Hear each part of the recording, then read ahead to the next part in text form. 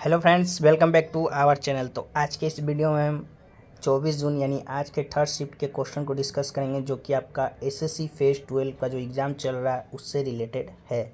तो जो question third shift में है उसी क्वेश्चन को सिर्फ डिस्कस करेंगे। तो चलिए शुरू करते हैं। इसका जो पीडीएफ है आपको टेलीग्राम चैनल में मिल जाएगा, टेलीग्राम चैनल पर जाकर ज्वाइन अवश्य हो जाइएगा। चलिए शुरू करते हैं। हमारा जो फर्स्ट क्वेश्चन है, U Srinivas is a famous player of which of the following instrument.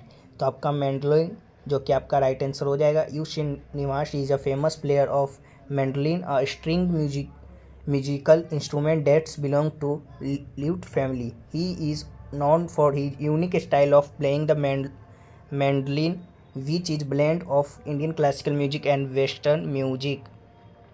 चलिए नेक्स्ट क्वेश्चन की ओर बढ़ते हैं। नेक्स्ट है आपका, who is the author of book the inheritance of loss. तो किरण देसाई जो कि इसका राइट आंसर हो जाएगा, जो कि ऑथर हैं book of the inheritance of loss. The second novel by the Indian author Kiran Desai is the inheritance of loss. It was published in 2006. It won several awards including the Man Booker Prize for that year, the National Book Critics Circle Fiction Award in 2007, and the 2006 Vodafone Crossword Book Award. चलिए next है आपका, Pradhan Mantri Matsya Sampada Yojana is to be implemented in the all state and UTs during a period of how many year. तो आपका 5 year जो कि आपका 5 year के लिए इम्प्लीमेंट हुआ था, तो आपका राइट आंसर 5 ईयर हो जाएगा।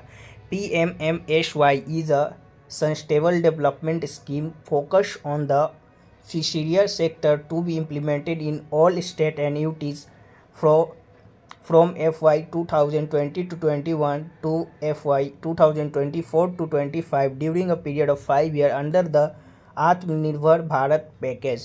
चलिए नेक्स्ट क्वेश्चन की ओर बढ़ते हैं। नेक्स्ट आपका, in which state an initiative called Sahas has been launch on 2023 with the aim of making work place safer for women. तो आपका तेलंगाना जो कि इसका राइट आंसर हो जाएगा। साहस is the first initiative of its kind in the country involving collaboration between industry and the state police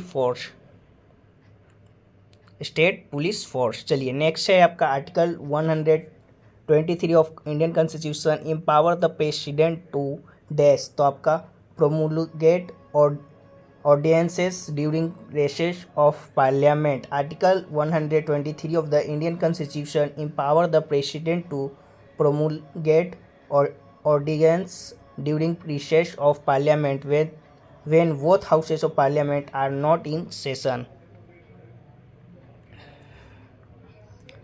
ordinance,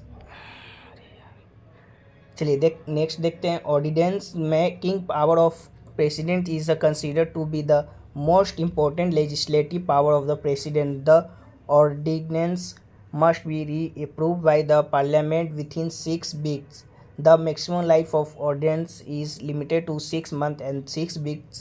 The president can withdraw an ordinance at any time. The president can issue ordinance only for matter on which parliament can legislate. चलिए next देख लेते हैं। Next आपका next question आया था कि as पर article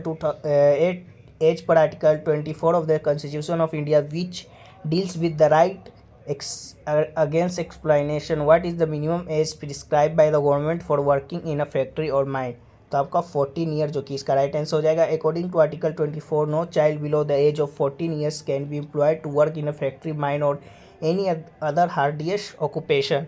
According to this article, children below the age of 14 years are not allowed to work in any hazardous work, factories or mines. However, child can be employed in non-hazardous jobs. चलिए next question की ओर बढ़ते हैं। Next आपका, in which year the southern Asian games first held. तो आपका 1984 में जो कि फर्स्ट टाइम हुआ था। The South Asian games also known as the South Asian federation game SAF games were held in year 1984. The inaugural edition of South Asian Games took place in the Kathmandu, Nepal.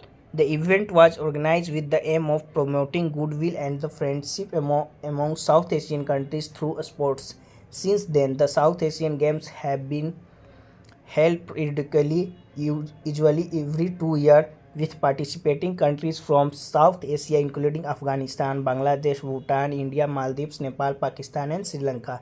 The 2025 South Asian Games officially the 14th South Asian Games will be major multi-sports event we held in Pakistan.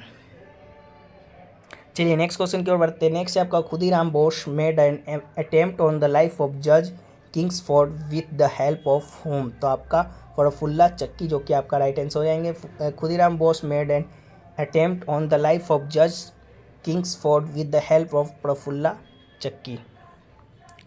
Khudiram was hanged on August 11, 1908 for bombing Kingsford carriage in which take the wife and the daughter of barrister Pringle Kennedy died. He sacrificed his life at the altar of the freedom struggle at the age of 18. Muzaffarpur jail where he was hanged on August 11, 1908 was renamed as Khudiram Bose Memorial Central Jail. चलिए next question की ओर बढ़ते हैं। Next आपका finance commission is constituted by the president of India under article days of the constitution.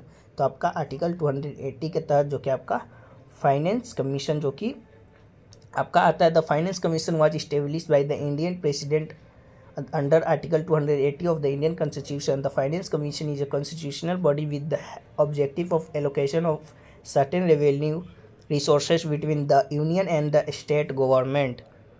It was created to define the financial relation between the center and the states. It was formed in 1951. चलिए next question है आपका। The famous Maratha warrior Shivaji fought against which of the flowing Mughals emperors. तो आपका औरंगजेब जो कि आपका right answer हो जाएगा। The Maratha ruler Shivaji establish the independent Maratha empire in the region of the north and south Konkan. Aurangzeb annexed Vijapur in 1686 AD to stop the spread of the Maratha Empire. Shivaji signed the Treaty of Purandar with Raja Jai Singh in 1665.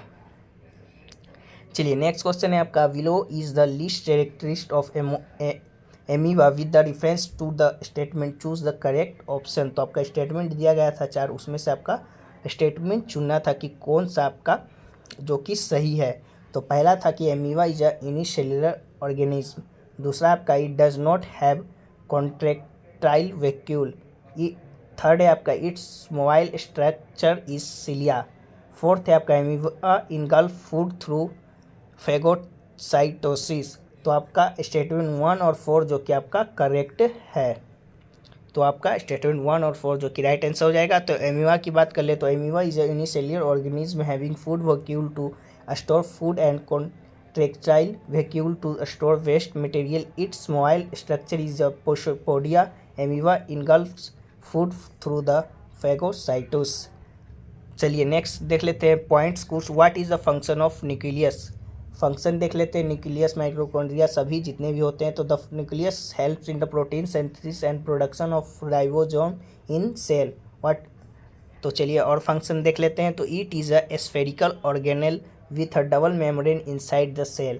The nucleus control all the function inside the cell and also carries genetic information.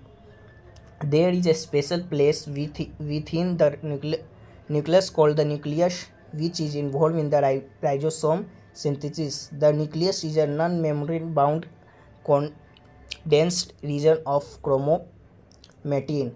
Next है आपका next point है it serve a site of active rhizomal RNA synthesis. Within the nucleus, protein are imported from the cytoplasm. Next, they are assembled into large and small rhizomal subunit using RNA. These subunits produced within the nucleus exit the nucleus through nuclear pores into the cytoplasm, where the large and a small subunit assemble into rhizosome. चलिए, this rhizosome helps in the protein synthesis.